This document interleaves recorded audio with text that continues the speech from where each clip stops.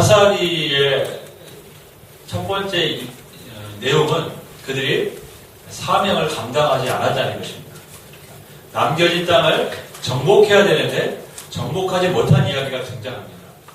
근데 그것은 그들이 정복할 수 있는 힘과 능력이 없어 정복을 하지 않은 것이 아니라 실제로 내용을 보면 정복할 수 있었음에도 불구하고 정복하는 것이 오히려 그들의 보기에는 이제는 피곤한 일이 된 것이죠. 이 가나안 족속들은 필사적으로 점령나가지 않으려고 노력하니까 더 이상 자신들도 그들과 싸워서 그 땅을 차지할 필요성까지는 못 느낀 것입니다. 왜냐하면 이미 어느 정도 그들이 굴복시켰고 그들을 종으로도 부를 수 있는 상황이기 때문에 그들을 다 쫓아내기까지 그들은 열심을 낼 필요가 없었습니다.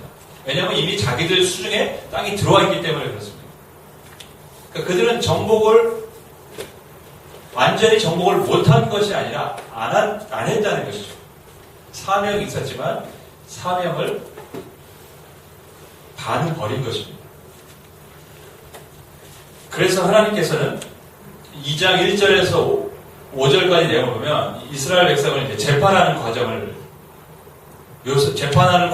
묘사합니다. 그들을 불러오고 그들의 죄가 무엇인지를 그들 앞에서 낱낱이 알게 하고 그리고 하나님께서 이제 너희가 이런 죄가 있기 때문에 이제 다시는 너희를 돕지 않겠다라는 선언을 하십니다. 굉장히 충격적인 선언이죠. 이제 내가 너희를 다시 돕지 않겠다는 이 말이 이스라엘 백성들에게는 굉장히 큰 어떻게 보면 충격으로 다가왔습니다. 사명을 포기했기 때문에 하나님께서는 이스라엘 백성들에게 함께하지 않는다는 아주 충격적인 메시지를 던져주셨습니다. 가데스 바네아 사건도 동일합니다.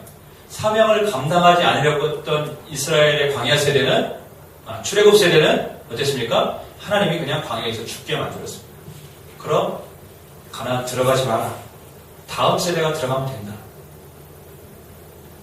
지금도 사명을 완전히 감당하지 않으려는 이 가나안 땅에 정착한 세대들에게 하나님이 뭐라고 말씀하시냐면 이제는 내가 너희를 돕지 않겠다라는 충격적인 선언을 하고 계시다는 것이죠.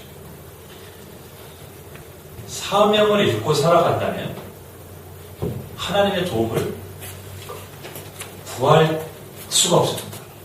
아니 하나님이 도와주시지를 않습니다. 왜냐하면 우리는 다 사명을 받은 존재로 이 땅에 하나님께서 우리를 이 땅 가운데 살게 하셨고 우리를 부르셨기 때문에 그렇습니다. 요즘은 많은 사람들이 직장생활 하면서 술 먹는 거 어쩔 수 없다 얘기합니다. 그 정도만 해도 다행이다. 그러면서 교회 다니는 것만 해도 감사하다. 시대적으로 전도가 어렵다. 그러니까 교회만 다니는 것만 해도 스스로 교회만 잘 다니는 것만 해도 얼마나 감지덕지 하냐. 실은 이러한 말들을 하는 시대이긴 합니다. 그러면서 우리들 스스로 뭐라고 했습니까? 서로 우리 자신을 합리화하고 우리 자신을 스스로 이해시키려고 하고 사명을 잃어버리고 살아가는 우리 자신의 모습에 대해서 하나님 앞에서 그래도 이 정도면 괜찮지 않습니까? 라는 우리만의 만족을 갖고 지금 하나님 앞에 어쩌면 우리 한국교회가 저 성도들이 그렇게 신앙생활을 하고 있는지도 모릅니다. 사명을 잃어버리고 포기하고 합리화하는 모습. 사사시대 이스라엘 백성들이 그랬습니다. 여러분, 어쩌면 지금 우리의 시대가 영적으로 메마르고 은혜가 없는 그런 시대를 살고 있는데 그 이유가 어디에 있을까요?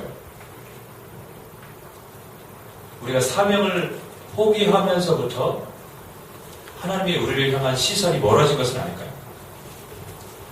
우리는 정말 이 시대에 신앙생활을 하면서 심각하게 우리가 지금 사명을 감당하고 있는지에 대한 부분을 눈여겨봐야 됩니다.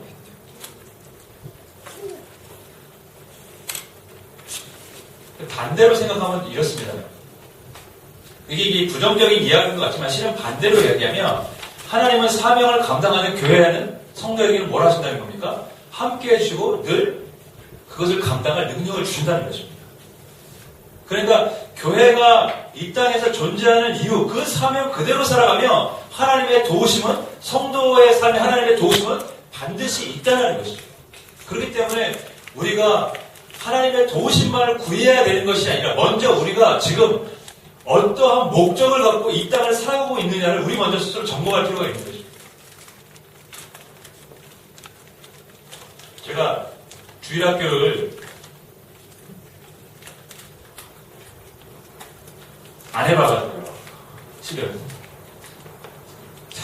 작년만 맡아봐가지고 우리 아이들 데리고 설교하고 이러는 게 너무 힘들어요. 실은 아이들 할 때는 막 이렇게 재밌게도 해야 되고 막 이렇게 꽁투같이 막 이렇게 억양도 바꿔야 되고 막 얘들아 뭐 이렇게 해야 되는데 저는 막 그런 거 못하거든요.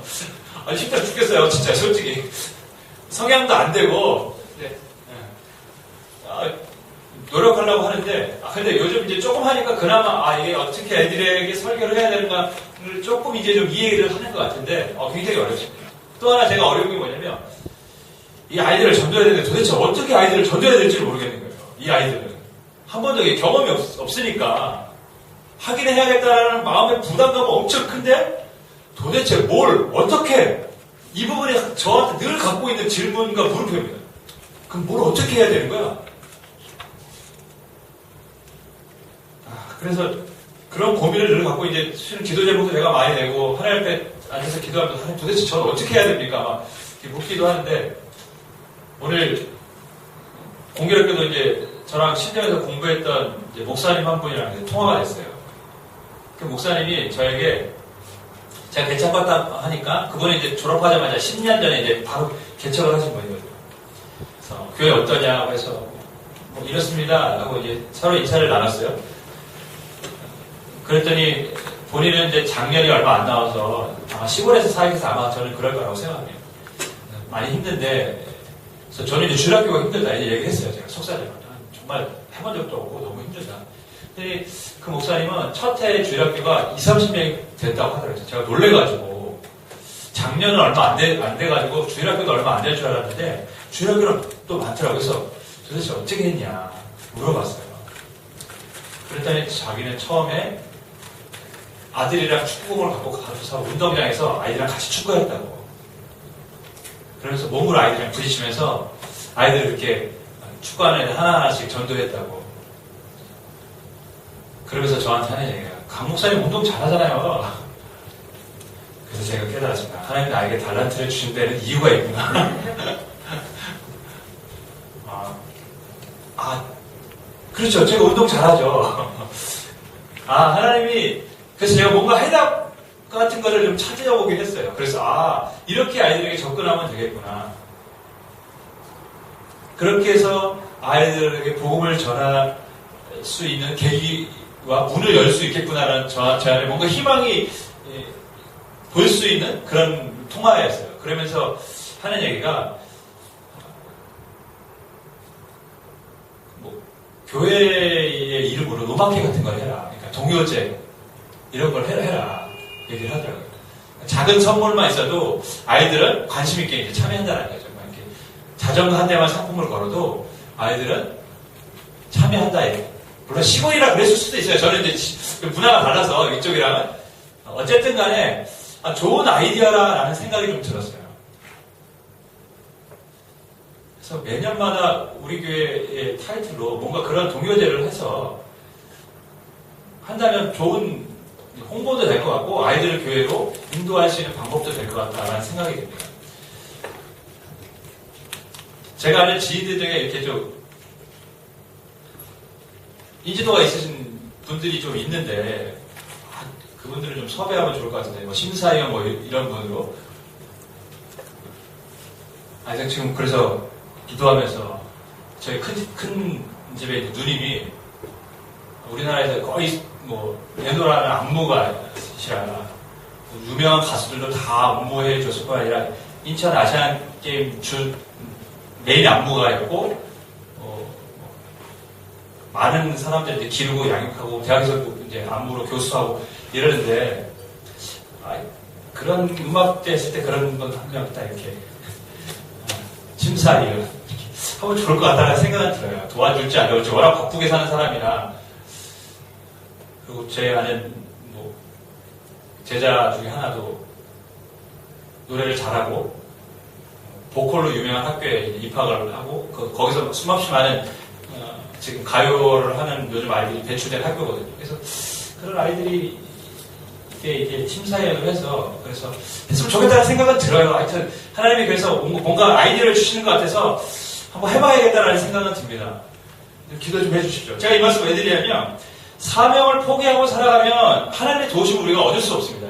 그러나 우리가 사명을 갖고 고민하고 살아가면 하나님이 우리에게 그 사명을 감당할 수 있도록 능력을 주시고 함께 해주신다는 것이죠.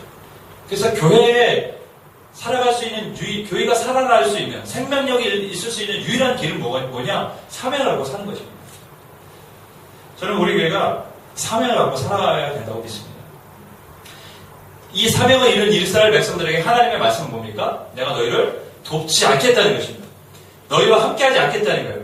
그래서 이스라엘 백성들이 그 얘기를 듣고 엄청나게 울었어요. 그것이 2장 1절에서 5절까지의 내용이에요. 엄청나게 울었는데 그 울음이 실제로는 진실하지 않았다는 데 문제가 있는 것이죠. 진실했다면 그 울음은 그들의 민족을 새롭게 하는 회개였을 겁니다. 하지만 회개의 모양은 갖췄지만 그들의 눈물은 마음이 없었어요. 결국 그 진실하지 않은 회개의 모습이 오늘 우리가 이 본문의 내용으로 나타나는 것입니다.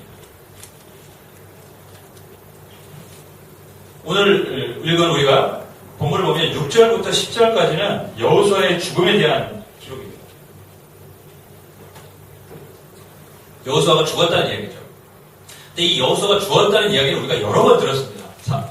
여호수아에서도 마지막 장에 여호수아가 죽었다는 이야기 기록하고 있습니다. 그리고 여호수아 1장에서도 여호수아가 죽었다는 이야기를 하고 있습니다. 그리고 좀 2장에 여기 와서도 여호수아가 죽었다는 이야기를 하고 있습니다.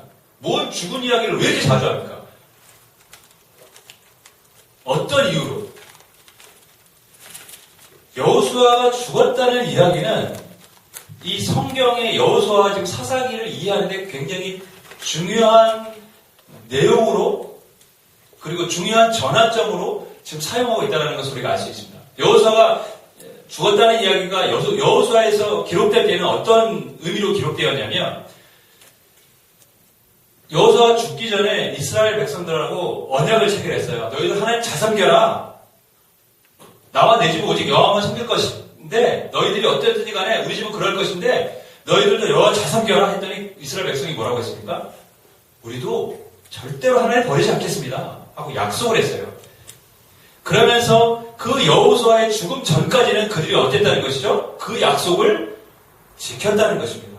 그래서 여호수아에서 말하는 여호수아의 죽음은 그들의 신앙을 지켜갔다는 것을 보여주고 있습니다. 하지만 사사기 1장에 들어오면 여호수아의 죽음을 기점으로 해서 어떤 일이 벌어지고 있습니까?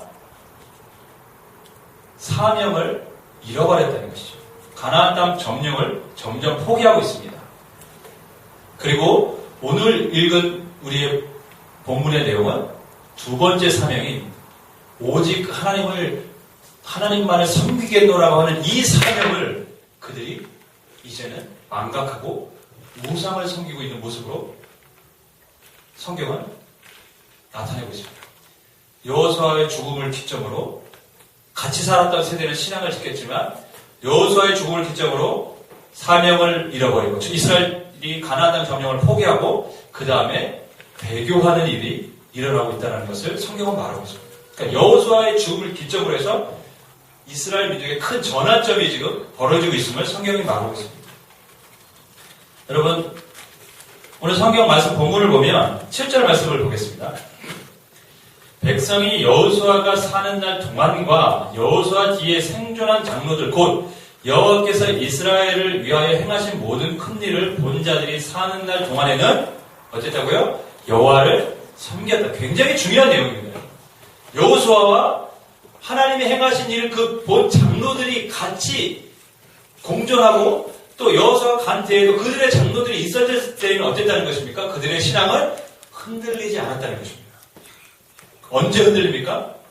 그 하나님을 경험한, 가나안 전쟁을 경험한 세대들이 다 사라지고 나니까 그들의 신앙은 흔들리고 우상을 섬기기 시작했다라고 성경은 말합니다. 은혜의 시대, 하나님의 은혜를 경험한 세대들이 있었을 때는 하나님을 떠나지 않았습니다. 그들이 있었기 때문에 하나님도 이스라엘 백성과 함께 해주셨습니다. 이게 중요한 것입니다. 은혜의 세대가 있고 그 세대가 하나님을 향해 있기 때문에 하나님은 여전히 그 세대와 함께 해주신 것입니다. 근데 그 세대가 다 사라지니까 하나님의 은혜가, 하나님의 함께 하심이 사라져버린 것이죠. 저는 한국교회가 지금까지 이제 역사적으로 이제 오면서 지금 이제 욕을 많이 먹지만 그럼에도 불구하고 하나님의 은혜가 있는데 그 이유는 무엇이냐? 여전히 그 은혜의 세대들이 있기 때문이라고 저는 믿습니다. 정말 힘들고 어려운 세대, 지금 나이 드신 이제 권사님 세대들이죠. 그 세대들이 얼마나 최선을 다해서 순전하게 하나님을 섬겼는지 아십니까? 그 세대들이 여전히 하나님에 대한 믿음이 있기 때문에 그 은혜의 세대가 있기 때문에 여전히 하나님의 은혜가 이 땅 가운데 임하는 것입니다. 근데 문제는 뭐냐? 그 세대가 사라지면 우리 한국이라는 나라도 심각해질 수 있다는 게 문제입니다. 사사시대의 비극은 언제 시작됩니까? 그 은혜의 시대를, 즉 하나님의 은혜를 모르는 사람들이 일어났을 때 사사시대의 비극이 시작되는 것입니다. 10절 말씀, 한 목소리로 읽겠습니다. 시작.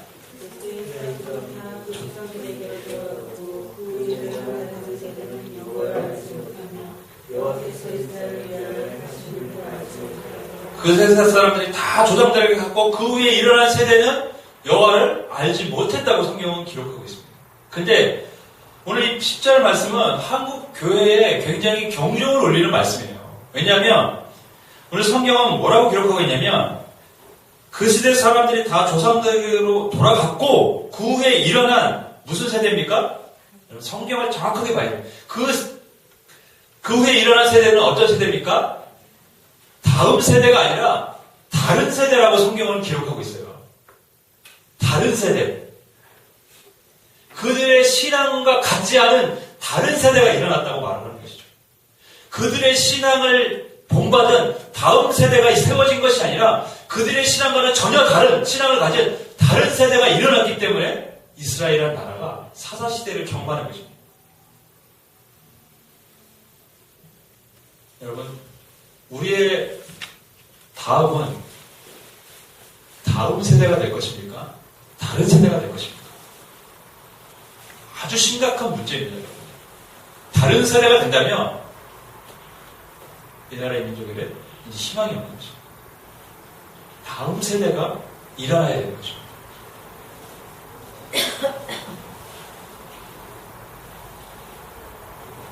우리 믿음의 선배들, 여러분 그들의 하나님을 향한 순전한 믿음들이 있었어요.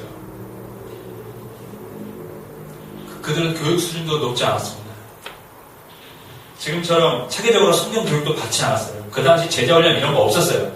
무슨 교회에서 있는 무슨 프로그램 다 없었어요. 그래도 그들의 신앙은 굉장히 순수하고 순전했습니다. 뜨거웠어요. 근데 오늘날 어떻습니까? 많이 배웠습니다. 교회에서도 많이 배웁니다. 말씀도 많이 배웁니다. 다양한 프로그램을 접합니다. 그러나 우리의 신앙은 우리 믿음의 선배들의 신앙을 못 따라가고 있습니다. 그게 실은 이 시대 한국교회의 현 주소입니다. 제가 전에 있던 교회 담임 목사님 늘 걱정하던 게 있었어요. 본인은 이제 은퇴할 날이 얼마 안 남았는데 솔직히 뭘 걱정을 하겠습니까? 이제 은퇴하면 그만이지. 하지만 늘 교회를 걱정하시는데 무슨 걸 걱정하셨냐면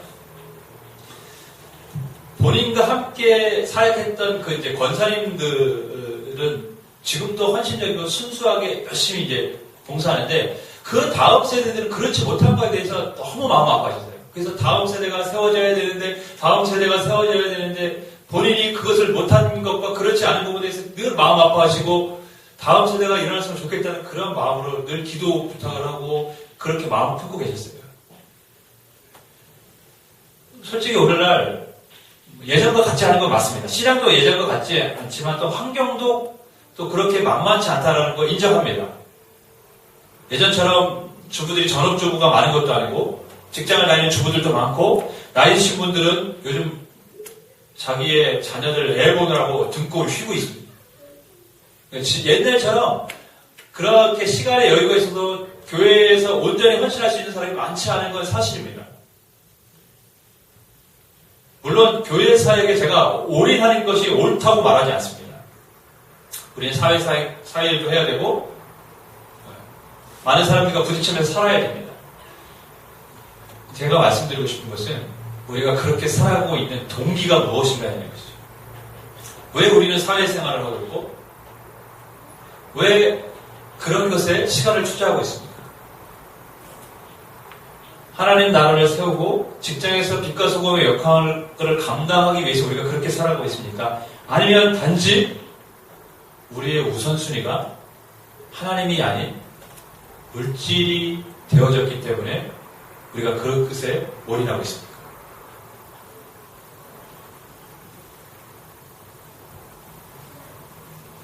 다음 세대가 아닌 다른 세대가 이 땅에 세워진다면 하나님이 우리를 향한 시선이 멀어질 수 있다는 데 우리는 두려움을 가져야 됩니다. 그럼 우리는 어떻게 다음 세대를 세워야 될까요? 그것이 심각한 부분이죠. 중요한 부분입니다. 어떻게 다음 세대를 세워야 합니까? 우리가 오늘 읽은 본문처럼 하나님을 경험한 세대와 머리로 하나님에 대한 교육을 받은 세대와는 천지 차이라는 것을 우리가 볼 수 있습니다. 장로들과 여호수아 세대에 살았던 사람들이 자녀들에게 교육을 안 했겠습니까? 분명히 교육했습니다. 하지만 그들의 신앙은 하나님을 경험하지 않은 세대이기 때문에 그 지식적인 신앙은 나중에 한계를 드러내고 있습니다. 세상의 다른 사상 앞에서 철저히 무너지고 있습니다. 가난한 사람들이 섬기는 우상 앞에서 그것을 동경하고 쫓아가고 있습니다. 왜? 하나님을 경험하지 못했기 때문에. 그들의 신앙은 지식적이었기 때문에 그렇습니다. 여러분, 우리의 자녀들이 다른 세대가 아닌 다음 세대가 되기 위해서는 반드시 어떤 과정이 있어야 되냐? 하나님을 경험하는 과정이 있어요. 우리 여러분, 그것을 기도하셔야 돼요, 그거는.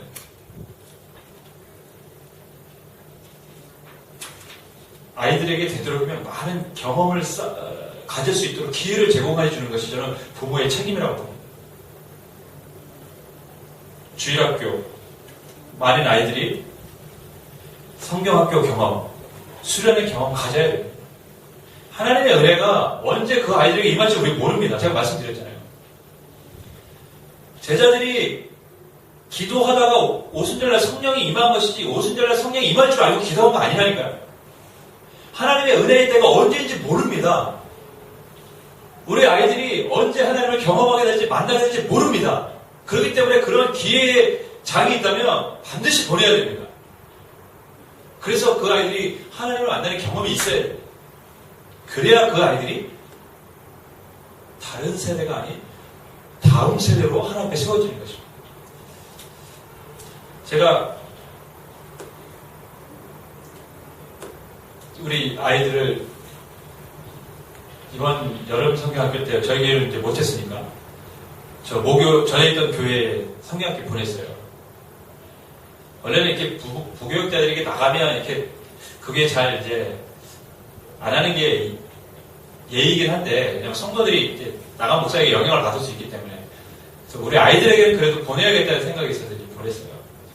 그랬더니 그 담임 목사님 하시면 저랑 만나서 하신 말씀이 잘했다고. 아이들에게는 어릴 때 그런 추억이 반드시 있어야 돼요.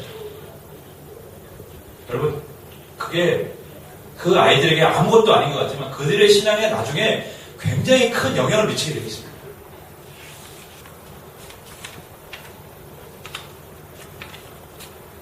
나중에 자녀를 키울 때 고3이라고 수련회 안 보내고 이런 일이 없기를 바라겠습니다. 보내셔야 됩니다. 제가 말씀드렸잖아요. 요즘 대학 가봐야 별 볼 일 없기 때문에 그냥 예수님이 인격적으로 경험하는 게 더 큰 복이라고 생각하시고 보내시면 됩니다. 하나님이 그들의 인생을 책임져 주십니다. 여러분, 그 다음 세대들이 그래서 무슨 일을 합니까? 13절 말씀을 보면 13절 말씀을 같이 읽겠습니다. 시작. 그들이 여호와를 버리고 바알과 아스타롯을 제가 지난주에 말씀드린 것처럼 바알과 아스타롯은 그들에게 풍요를 줄 수 있다고 믿었던 신들이에요. 가나안의 종교는 제가 말씀드린 쾌락적입니다. 볼거리도 많습니다. 요즘 많은 남자들이 그 음란 비디오에 빠지고 이러는 게 왜 그렇습니까? 자극적이잖아요. 그러니까 가나안 종교는 굉장히 자극적이거든요. 그러니까 사람들의 볼거리가 많으니까 사람들의 눈과 귀가 즐거운 종교예요. 그리고 풍요를 줄 수 있는 신이기 때문에 그들에게는 더더욱 매력적이죠. 재미도 있는 데다가 우리에게 물질적 풍요도 준다고 하니 얼마나 좋습니까? 그러나 여호와 하나님을 섬기는 종교는 지루하고 따분하고 맨날 고기나 잡아야 될 것 같고 짐승이나 잡아야 될 것 같고 그러니까 그들이 결국 세상적인 즐거움과 풍요를 바라보면서 그 신을 따라갔다라는 데 우리는 주목을 해야 됩니다. 성경에서 여호와를 버렸다고 얘기를 합니다. 그럼 여호와를 버렸다는 의미는 무엇일까요? 여호와를 버렸다는 의미는 여호와의 신을 완전히 버렸다는 의미가 아닙니다. 이스라엘 백성들은 평생 여호와를 버린 적이 없어요. 늘 하나님을 섬겼어요. 단지 거기에 플러스 우상을 같이 섬겼던 것이죠. 하지만 하나님은 늘 이런 모습이 있을 때마다 이스라엘 백성에게 뭐라고 얘기했냐면 너희가 나를 버렸다라는 표현을 쓰고 있습니다. 하나님을 섬기는 것 같지만 거기에 겸하여 우상을 섬기는 모습을 보면서 하나님을 버렸다고 얘기를 하셨어요. 그들이 그렇게 하나님을 버린 이유는 무엇입니까? 세상적인 즐거움과 물질 때문이었습니다. 성경이 계속 강조하는 것 중에 하나가 하나님을 믿는 신앙과 물질은 절대 같이 갈 수 없다는 것입니다. 물질을 추구하게 되면 결국에는 하나님을 버리게 된다고 성경은 말씀하고 있습니다. 그렇다고 해서 물질이 필요 없다고 성경은 말하지 않습니다. 그것이 아니라 필요하기 때문에 하나님은 우리에게 그 필요를 채워준다고 말씀하고 계세요. 하지만 우리가 우리 스스로 그것을 집착하고 그것을 먼저 앞세우기 시작하면 하나님은 점점점 우리의 믿음의 자리에서 멀어져 간다고 성경은 경고를 하고 있습니다. 여러분, 우리가 신앙생활하는 목적은 물질에 있지 않습니다. 이 땅에서 잘 되려고 신앙생활하는 게 아니에요. 우리가 신앙생활하는 목적은 하나님을 온전히 섬기기 위함인 줄 믿습니다. 그때 하나님이 주시는 복이 그들에게 임하는 것입니다. 주객이 전도되면 안 됩니다. 물론요, 하나님이 우리를 부르실 때에 아브라함처럼 내가 너에게 복을 줄게 하고 부를 수는 있어요. 일명 꼬실 수는 있으십니다. 하지만 그 복의 근본, 아브라함이 말했던 그 근본적인 복은 무엇입니까? 너의 후손을 통해서 천하 만민이 복을 얻게 된다는 거예요. 즉, 아브라함의 후손을 통해서 천하 만민이 복을 얻게 되는 그 믿음의 조상으로서 너를 세우겠다라는 것이 하나님의 뜻이었지, 물질적인 복이라고 하나님 말씀하시지 않아요. 하지만 아브라함은 그렇게 처음에 이해하고 따라온 거죠. 네 자손이 많아진다. 자손이 없는데 얼마나 반가운 소리입니까? 여러분, 주객이 전도되면 안 됩니다. 우리의 신앙의 근본 목적은 하나님을 온전히 섬기는 것입니다. 그럴 때 하나님이 그들에게 주시는 복이 임할 줄 믿습니다. 복을 받기 위해서 신앙생활을 하는 게 아닙니다. 이러한 모습 때문에 결국 우리가 잘 아는 악순환이 드디어 시작됩니다. 14절, 15절 말씀. 하나님의 징계가 어떻게 나타나는지 한번 말씀을 통해서 보겠습니다. 14절, 15절 같이 했습니다. 시작. 여호와께서 에스라엘에게 진노하사 노력하는 자의 손에 넘겨주사 그들이 노력을 강하게 하시며 또 주위에 있는 모든 대적들에 팔아넘기심에 그들이 다시는 대적을 당하지 못하였으며 그들이 어디로 가든지 여호와의 손이 그들에게 재앙을 내리시니 그건 여호와께서 말씀하신 것과 같고 여호와께서 그들에게 맹세하신 것과 같아서 그들의 괴로움이 심하였더라. 이제 하나님께서 우상 숭배하는 이스라엘 백성을 가만히 두지 않으십니다. 이제 징계를 하십니다. 그러니까 어떻습니까? 성경은 고통이 심했다고 성경은 기록합니다. 이스라엘 백성이 고통스러웠어요. 근데 하나님은 그들을 징계하실 때는 목적이 있습니다. 왜냐하면 하나님의 백성들이기 때문에. 그냥 완전히 버리려고 기분 나빠가지고 마음 상해서 막 이렇게 때리는 게 아니에요. 하나님은 그들을 깨닫게 하시기 위해서 징계를 주고 계십니다. 그래서 17절을 보면 뭐라고 기록하고 있냐면 그들이 16절을 보면 여호와께서 사사들을 세우사 노략자의 손에서 그들을 구원하게 하셨으나, 그러니까 하나님이 사사를 그럼에도 불구하고 세우셔서 다시 구원해 주셨다고 성경은 기록하고 있습니다. 그럼에도 불구하고 이스라엘 백성은 뭐라고 했습니까? 다시 악한 행동을 하고 있다는 게 문제죠. 19절 말씀 우리 같이 읽습니다. 시작. 그 사사가 죽은 후에는 그들이 돌이켜 그들의 조상들보다 더욱 타락하여 다른 신들을 따라 섬기며 그들에게 절하고 그들의 행위와 패역한 길을 그치지 아니하였으므로. 문제는 뭐냐? 사사시대에 하나님이 사사를 통해서 이스라엘 백성을 그 고통에서 마음이 아프시니까 건져주셨는데 그들이 깨닫고 하나님 앞에 바른 모습으로 살면 괜찮은데 여전히 그들은 뭐라고 했냐면 사사가 죽은 뒤에는 더 악한 모습으로 하나님 앞에 패역한 모습으로 살아가고 있었다는 것이죠. 그래서 하나님이 회개의 기회를 주셨지만 회개하지 않는 이스라엘 백성들에게서 뭐라고 하십니까? 징계를 내리실 수밖에 없습니다. 그게 악순환이 반복이 되는 것입니다. 징계받고 불쌍하니까 하나님 구원해 주시고 그런데 구원받으니까 좀 평안해지니까 더 악해지고 하나님 참자부터 또 징계를 내리시고 이런 악순환이 반복이 되는 게 이 사사시대입니다. 그 시작은 무엇입니까? 그들의 신앙이 세상적인 쾌락과 물질을 추구하면서부터 하나님부터 멀어졌기 때문에 그렇습니다. 그래서 하나님은 21절에 뭐라고 기록하시냐면 같이 읽겠습니다. 시작. 나도 여호수아가 죽을 때 남겨둔 이방 민족들을 다시는 그들 앞에서 하나도 쫓아내지 아니하리니. 굉장히 중요한 단어가 나옵니다. 나도라는 말입니다. 나도 그렇게 하겠다는 것입니다. 너희들이 그렇게 했기 때문에 나도 이제는 더 이상 가나안 족속을 쫓아내지 않겠다는 것입니다. 즉 너희가 가나안 족속 쫓아내기를 싫어했고 이제는 가나안 풍속을 따라 살고 우상을 섬기니까 나도 이제는 그렇게 하겠다는 것입니다. 여러분 원래 가나안 족속을 완전히 쫓아내라고 하는 것은 누구의 명령입니까?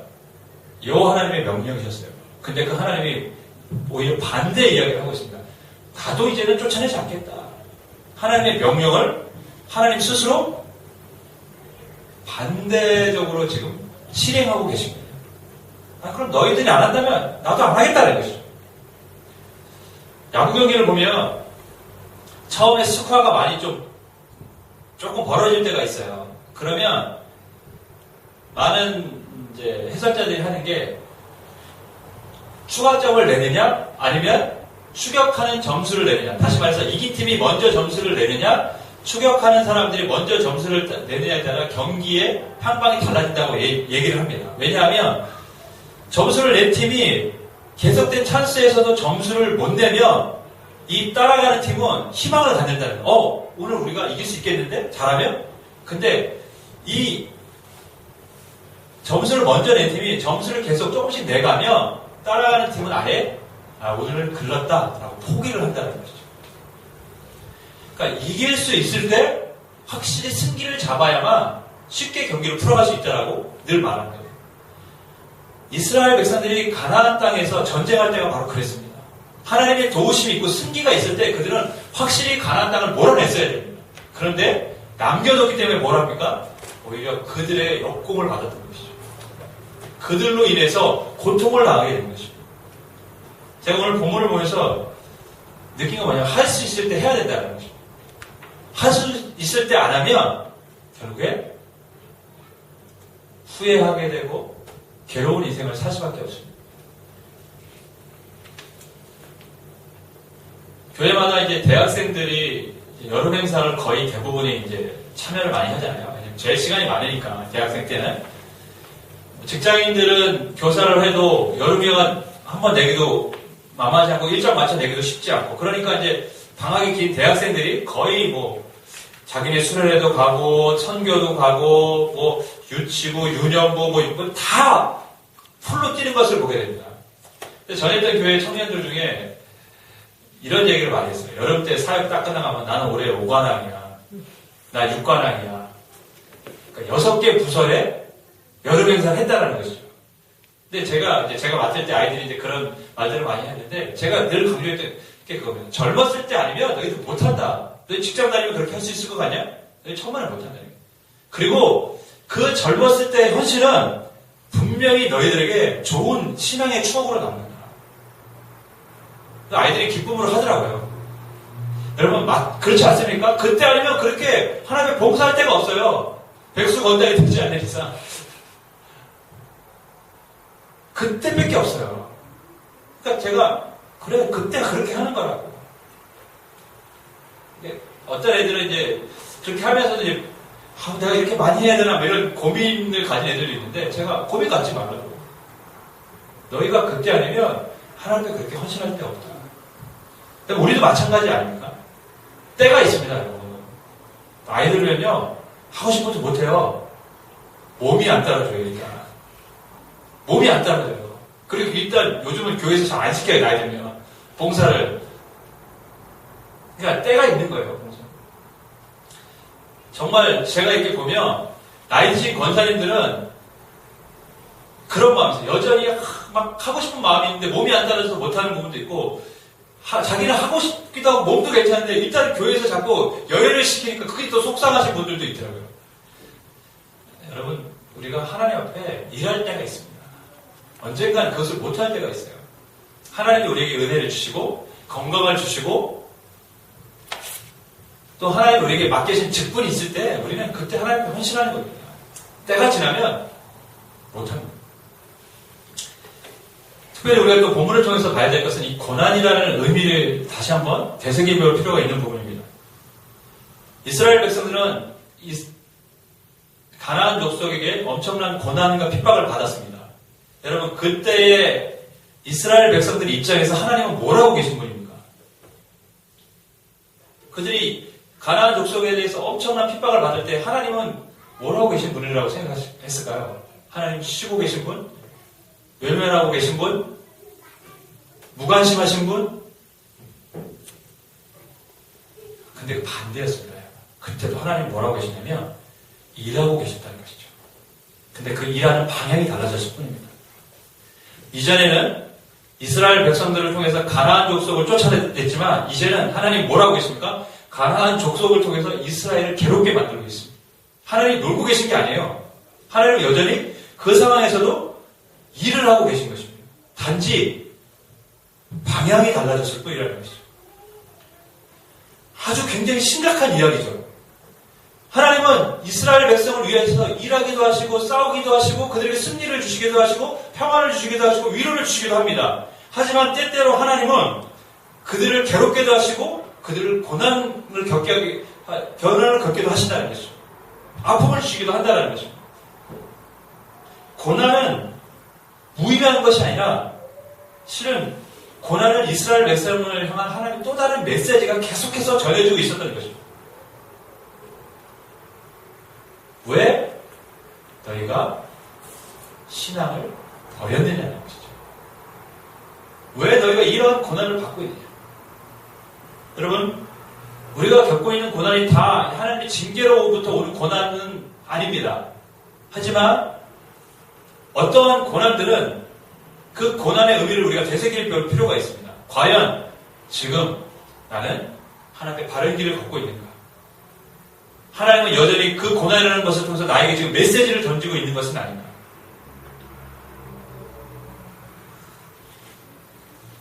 러시아가 공산주의 혁명이 일어나서 수없이 많은 사람들이 고통을 당했습니다. 알렉산더 솔제니치라는 사람이 1983년에 공산주의가 점령한 지역의 종교라는 책에서 다음과 같이 이제 기록을 했습니다. 50년 전 내가 아직 어린아이였을 때 많은 사람이 러시아에 불어닥친 대재앙에 관해 다음과 같이 말하는 것을 들은 적이 있었습니다. 사람들이 하나님을 잃어버린 것이 문제다. 이것이 우리가 이런 재앙을 당하는 이유이다. 그 이후 나는 러시아 혁명의 역사를 50년 이상 연구했습니다. 수백 권의 책을 읽었고 수백 권의 개인적 체험담과 전기를 읽었습니다. 더욱 8권이나 되는 책을 손수 써서 이 문제를 파헤쳐 보기도 했습니다. 그럼에도 6천만 명이나 삼켜버린 무시무시한 혁명의 주요 원인이 무엇인지를 정확히 이야기해보라고 묻는다면 나는 이전에 내가 어렸을 때 들었던 이야기보다 더 정확히 말할 수는 없을 것입니다. 사람들이 하나님을 잊어버린 것이 문제입니다. 이것이 우리가 이런 재앙을 당하는 이유입니다. 왜 피해 혁명이 일어나 수없이 많은 사람이 무고하게 죽고 공산주의 체제로 변해버렸는가? 라는 것에 대한 답변이 무엇입니까? 그들이 하나님을 잊어버렸기 때문이라고 성경은 이 솔제니치는 말하고 있습니다. 하나님을 잊어버렸기 때문에 우리가 이런 재앙을 당하는 것입니다. 여러분, 하나님은 이스라엘을 위해서 싸우기도 하시지만 이스라엘이죠. 이스라엘을 위해서 싸우기도 하지만 이스라엘을 대적해서 싸우기도 하십니다. 하나님의 싸움은 꼭 이스라엘만을 위한 싸움이 아니에요. 이스라엘을 향한 싸움일 수도 있습니다. 하나님이 이스라엘과 싸우시면 이스라엘 백성들에게 남은 것은 고통뿐입니다. 재앙입니다. 왜? 하나님은 택한 백성들과 싸움을 하실까요? 왜 그들과 전쟁을 하실까요? 하나님을 잃어버렸기 때문에 그렇습니다. 하나님을 잃어버리는 그 순간 그 땅에는 하나님의 재앙이 임할 수밖에 없습니다. 저는 우리가 사사기라는 이 성경을 통해서 심각하게 우리의 문제들을, 우리의 상황들을, 현실들을 되돌아보고 우리가 복임에서 이스라엘 백성들이 울었던 것처럼 울지 않는다면, 진정한 회개를 갖지 않는다면 그 이스라엘의 이 사사시대의 진 이야기는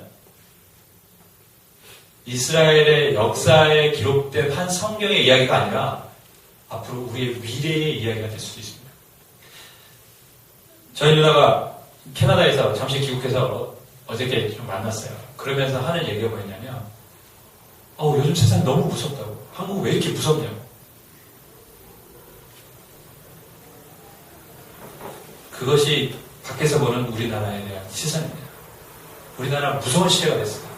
사람 죽이는 거 쉽게 생각하는 시대가 됐습니다. 저는 사랑하는 여러분,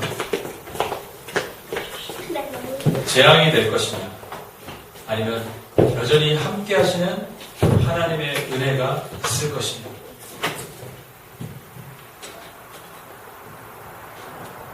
다른 세대가 세워질 것인가 다음 세대가 세워질 것인가에 달려져 있습니다. 하나님을 믿는 온전한 신앙을 가진 다음 세대가 세워질 때 이 나라에 하나님의 은혜가 끊임없이 부어질 줄 믿습니다. 그러기 위해서 여러분에게 부탁을 드립니다. 여러분이 먼저 바른 신앙의 본보기가 되어주셔야 됩니다. 이스라엘 여호수아와 장로들이 살아있을 동안에는 그들의 신앙을 본 사람들은 그래도 같이 신앙을 숨겼다는 데 우리는 주목을 해야 됩니다. 우리의 신앙이 그렇게 중요한 것입니다. 지금 우리의 시대가 다음 세대로 갈지 다른 세대로 갈지 갈 수 있는 이 길목에 서 있는데 우리 먼저 신앙을 가진 사람들이 바른 신앙의 모습을 보여줘야만 하는 것이죠. 근데 이들이 흔들리니까 아이들의 신앙이 흔들리는 것입니다.